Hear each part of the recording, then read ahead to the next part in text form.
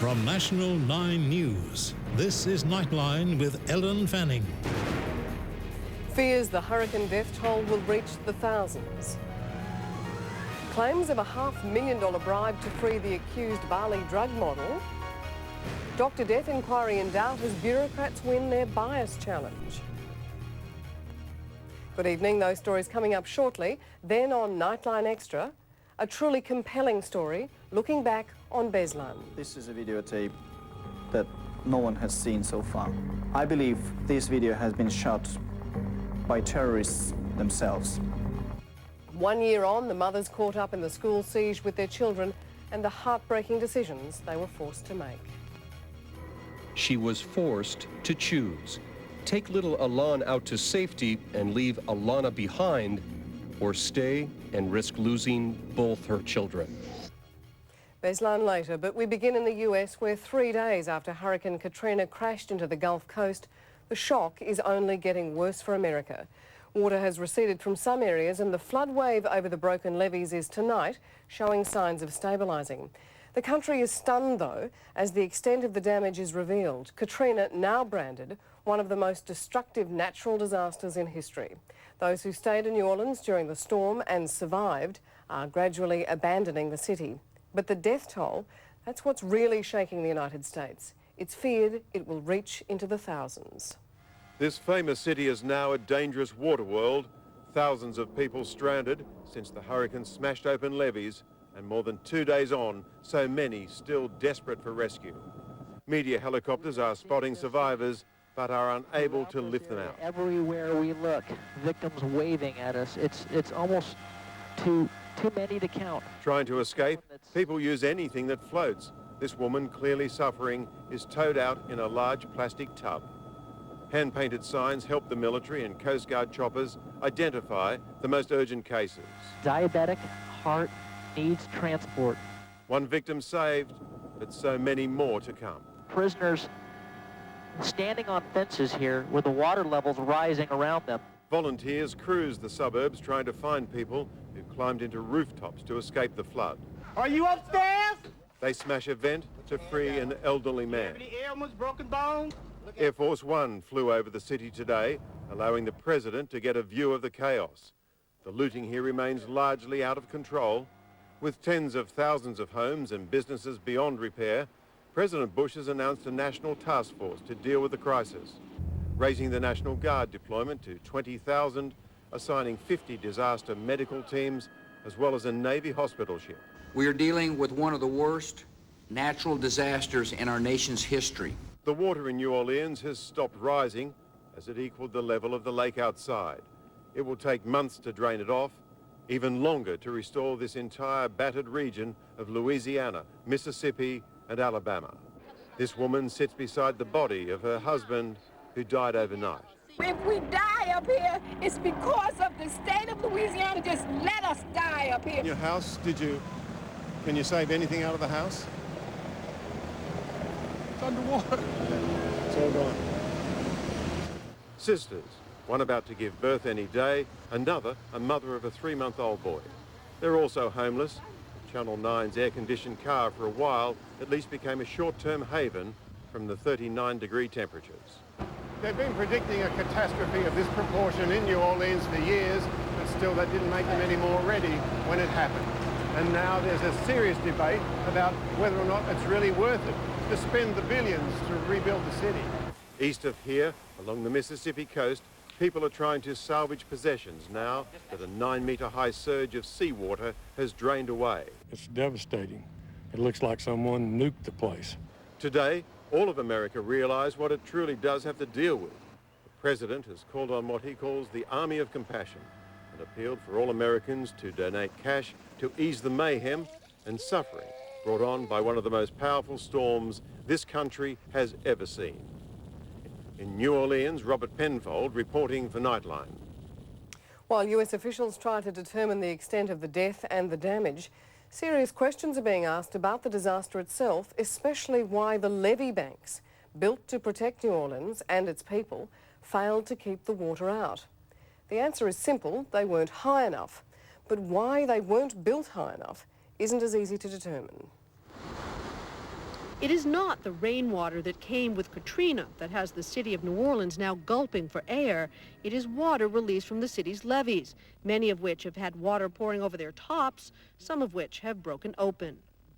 With much of the city residing 5 to 10 feet below sea level, New Orleans depends on its 350 miles of levees, or earthen dams, some as high as 15 to 20 feet, designed to keep the city artificially dry. I just remember walking around and being amazed that I had to look up to see the oil tankers go past. And I realized that the Mississippi was above the city. And Author Sebastian Younger once lived in New Orleans and wrote about the levees. I was interested in how you contain a river as big as the Mississippi and keep it out of a city that's below sea level. Residents of New Orleans have long said they live in a bowl. And today, that bowl is filled with 10 feet of water. Here's what happened. The first levee broke during the storm, a 400-foot gaping hole.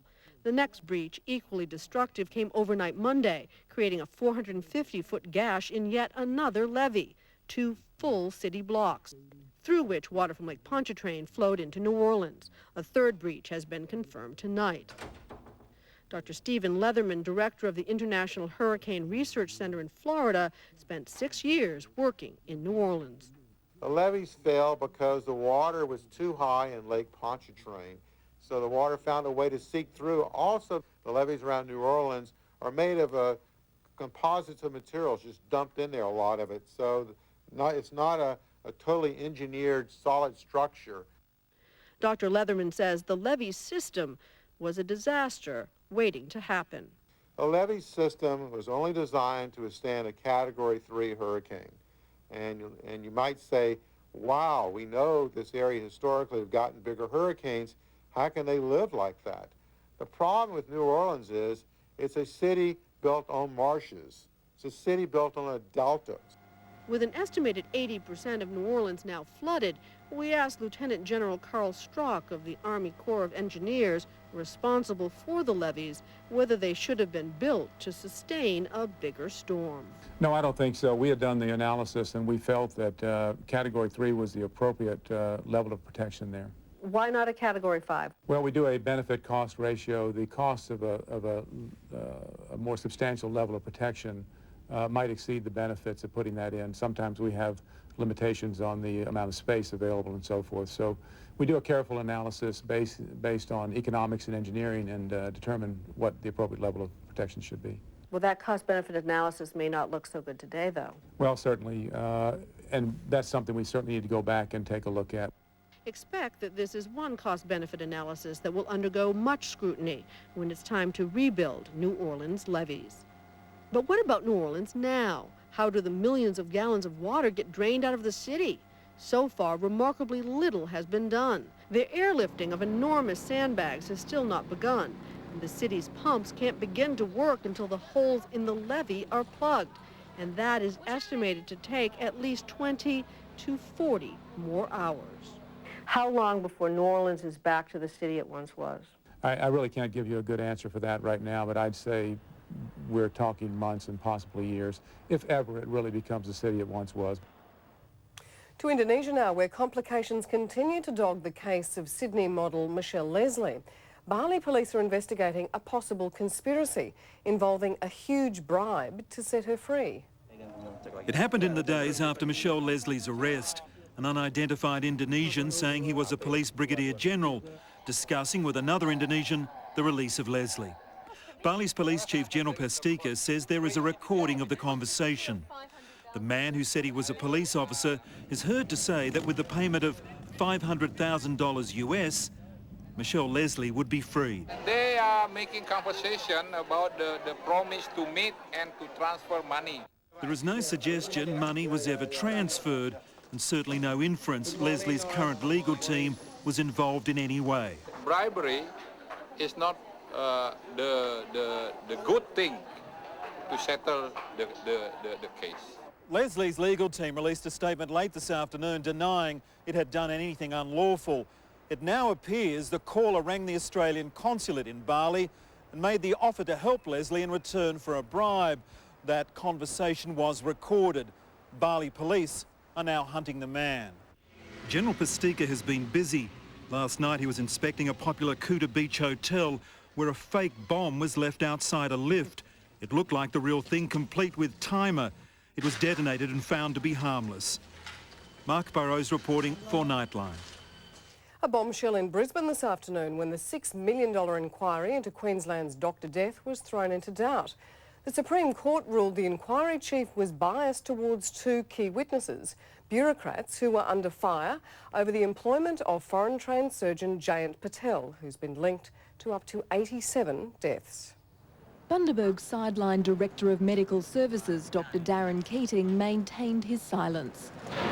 Dr Keating, are you confident? 4 weeks since he and District Health Manager Peter Leck challenged Commissioner Tony Morris, it was all over in 5 minutes. The Commissioner and, by association, his deputies were found to have shown ostensible bias. After watching video recordings, Justice Moynihan found Mr Morris was hostile and unfair to Leck and Keating. The approach manifest in these statements is not one of gaining information. They are put aggressively, are sarcastic and belittling of the witness. The news from the Brisbane court devastated the Bundaberg Patient Support Group. I'm going to have myself a cry. Hang on. We want to avoid any necessity for patients to have to give further evidence. It's just got to continue because you can't have 3/4 of the puzzle and not have the last bit. While there's been a finding of bias, the future still remains unclear for Commissioner Tony Morris and his deputies. The court will hear further submissions tomorrow morning. My guess is that the judge would be pretty reluctant to wind up an entire Royal Commission. I accept full responsibility for the appointment of Tony Morris. It was my personal choice. While there won't be an appeal, the Premier will consider appointing someone else to finish the inquiry. They don't want this to continue. It's causing them too much political damage. Sally Eales for Nightline. The man accused of killing former Test cricketer David Hookes took the stand for nearly 2 hours today in the Victorian Supreme Court. He told the jury he didn't deliberately punch the state's cricket coach in the head, but was scared and trying to protect himself from the 48-year-old. Much has been said about the death of David Hookes, and today the man accused of killing him, Zdravko Misevic, had his turn. In the witness box, he demonstrated the punch to Mr Hookes' face by bending over and swinging his left arm around and over his head in a haymaker-style arc. Mr Misevic remained calm, composed and polite during nearly 2 hours on the stand. He told the jury that he was scared and frightened outside the Beaconsfield Hotel because Mr Hookes had grabbed his shirt and was dragging him down, a grip he couldn't break. He feared being kicked and unable to defend himself. It was an instinct. I was worried and scared, under pressure. The 23-year-old said Mr Hookes threw 2 punches at his stomach before he threw one back. I could have hit him in the shoulder. It was just unfortunate it hit him in the head. Mr Misevic denied saying skull bitch to Mr Hookes' friend inside the pub, but agreed he threw the cricket coach out, though not in a headlock. I asked him to leave the venue and he wouldn't, so he had to be restrained and pushed outside. He said the situation turned into a brawl in which the cricketing group outnumbered the security staff. The prosecutor asked Mr Misevic why he didn't call the police or simply walk away when things got out of control. I suggest to you that you were so angry you belted him in the face as hard as you could as payback. No, he said. Mr Misevic told the court that he didn't know who David Hookes or his cricketing friends were at the time. He's pleaded not guilty to manslaughter. Rachel Rollo for Nightline.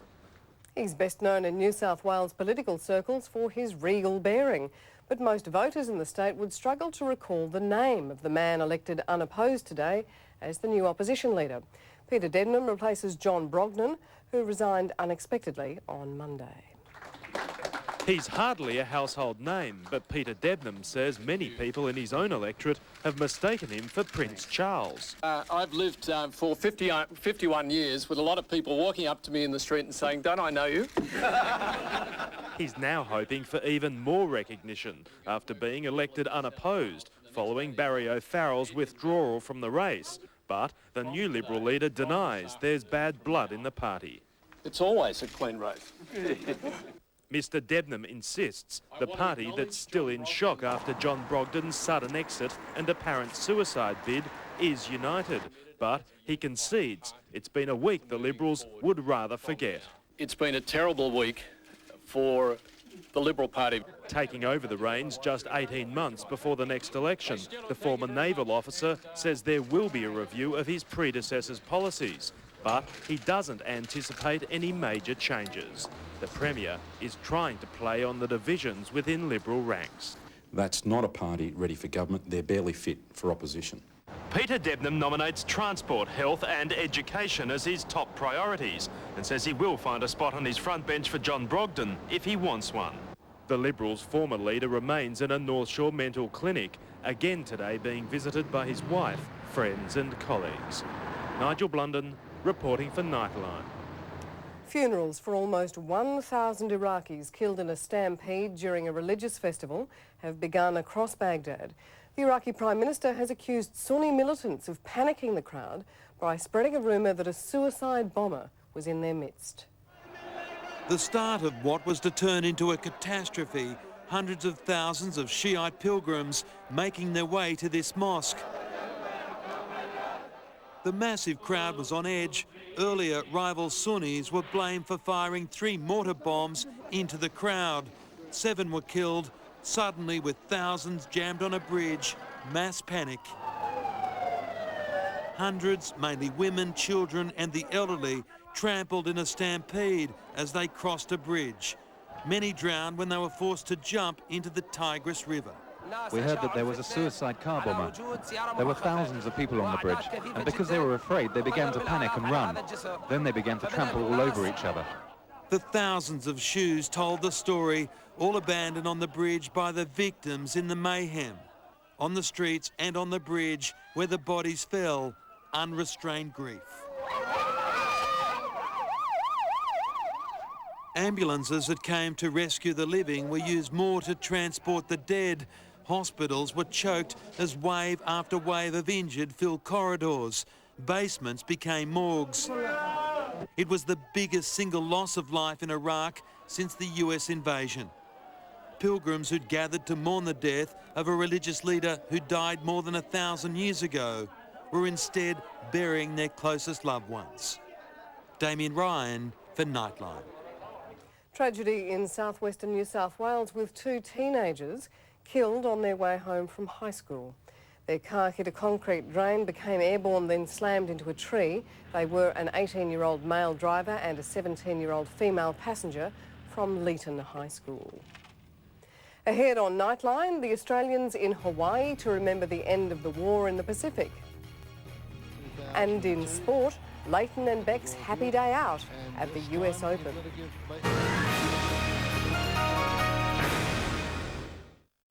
A Melbourne hospital will soon begin ovarian tissue transplants, giving hope to hundreds of cancer patients wanting to start a family.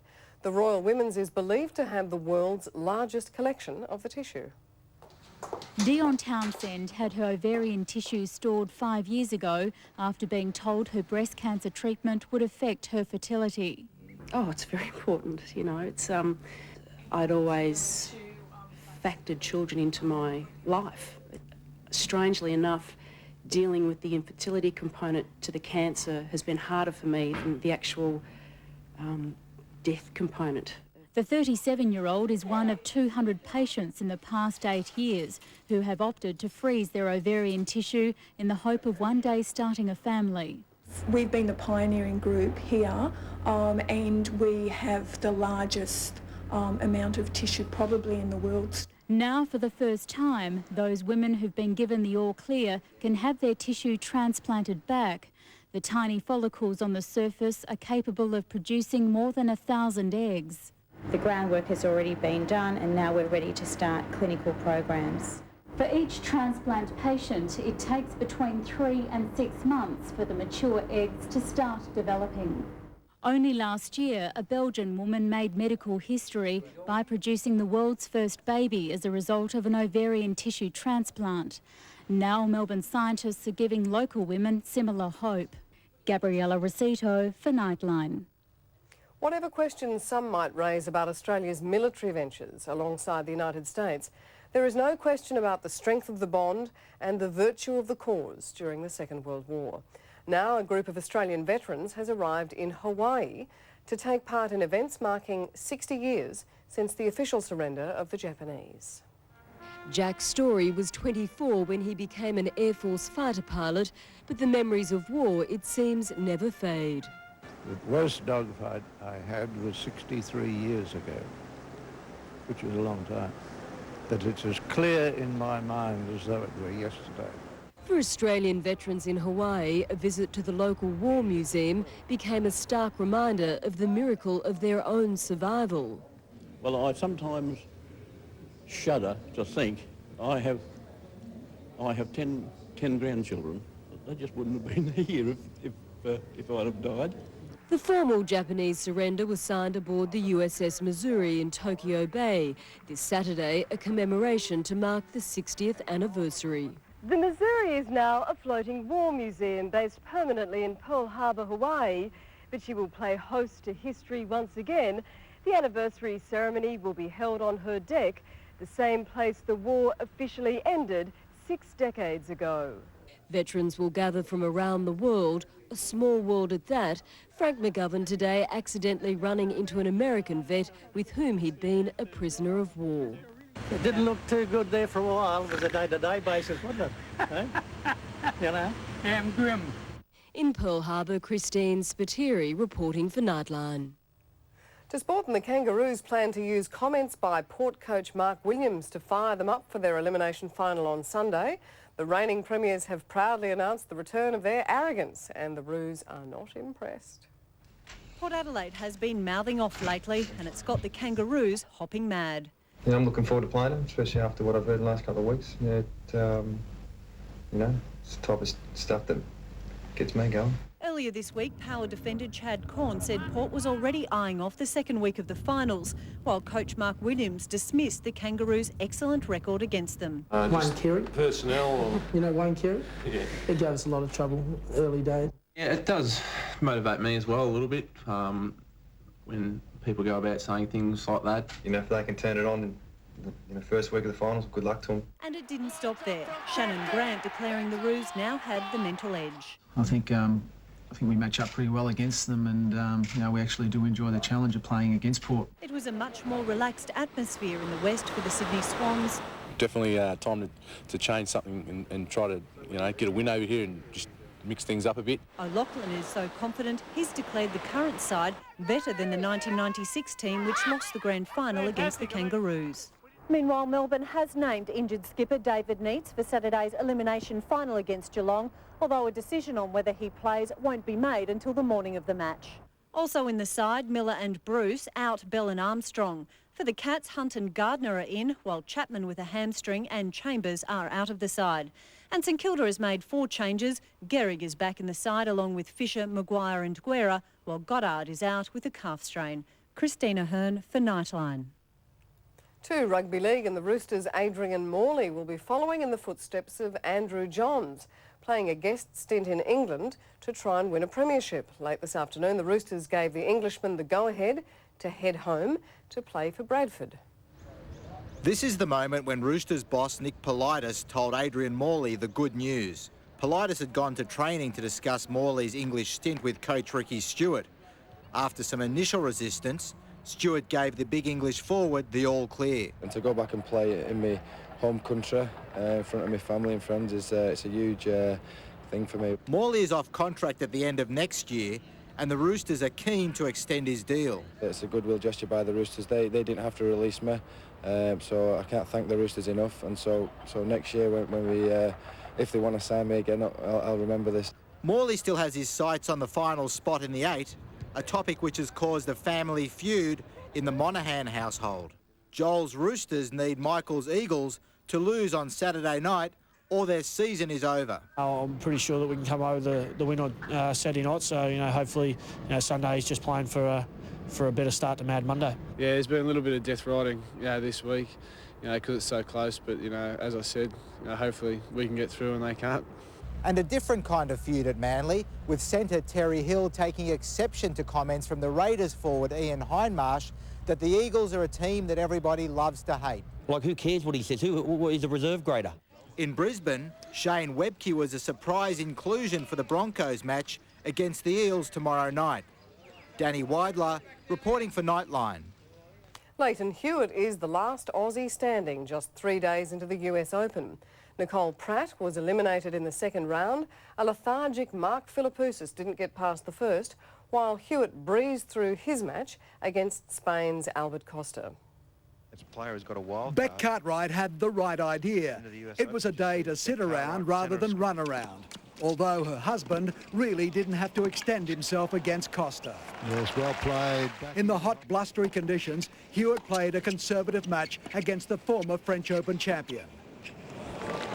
Costa can cause trouble, but today he was out of sorts and out of the tournament. It was all Hewitt. There was a brief courtside post-mortem, then an inevitable fatherhood question. You want a little Leighton or a baby Beck? I don't know. I got no idea. The once volcanic game of Mark Philippoussis is now a distant memory.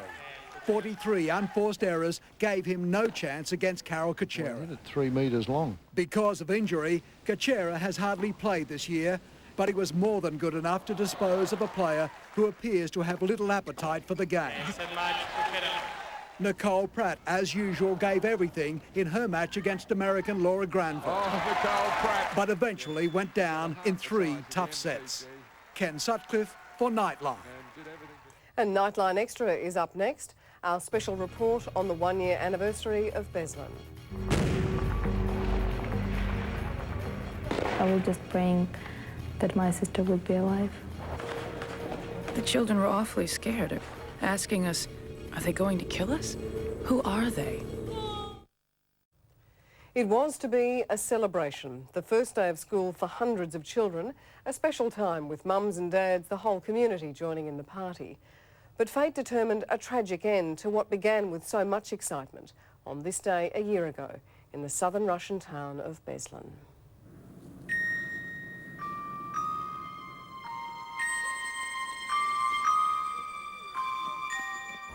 September 1st, 2004. A hot, sunny day. Daria helped her little sister get ready for her first day of 6th grade. I was making her hair. She was like, oh, that's not the way I wanted. What's the last image you had of your sister that morning?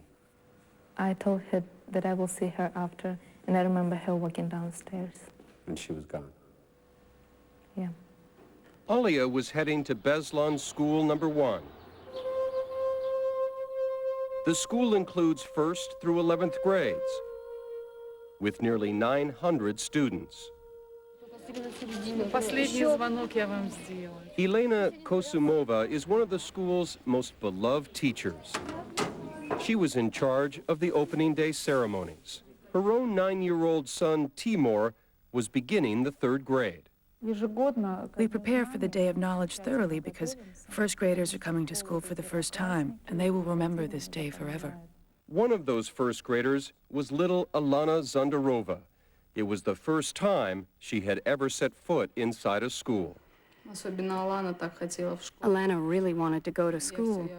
I wanted to hold her back till next year. She's too little, only 6 years old. But she said, no, I'm going.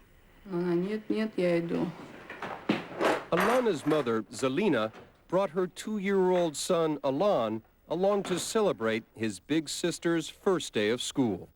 While children gathered with their proud parents, a large truck pulled up to this entrance to Beslan School number 1. It was about 9:20 in the morning. Heavily armed men and women with machine guns, assault rifles, hand grenades, and at least half a dozen bombs and detonators quickly entered the school through this door. Another group of terrorists ran along the side of this building into this courtyard. Within seconds, all hell broke loose.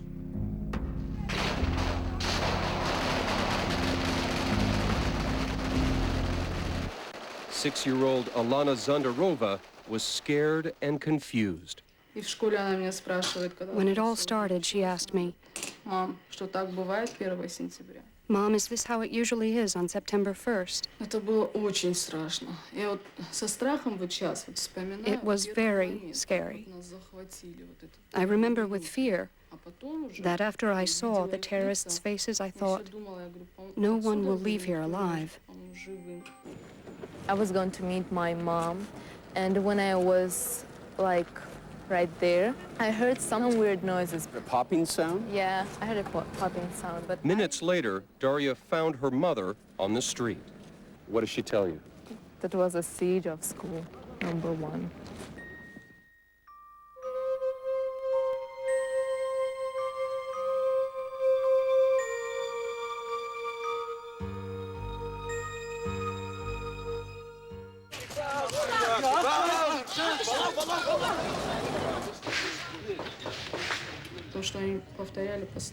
They kept talking about death, saying that nobody will leave alive.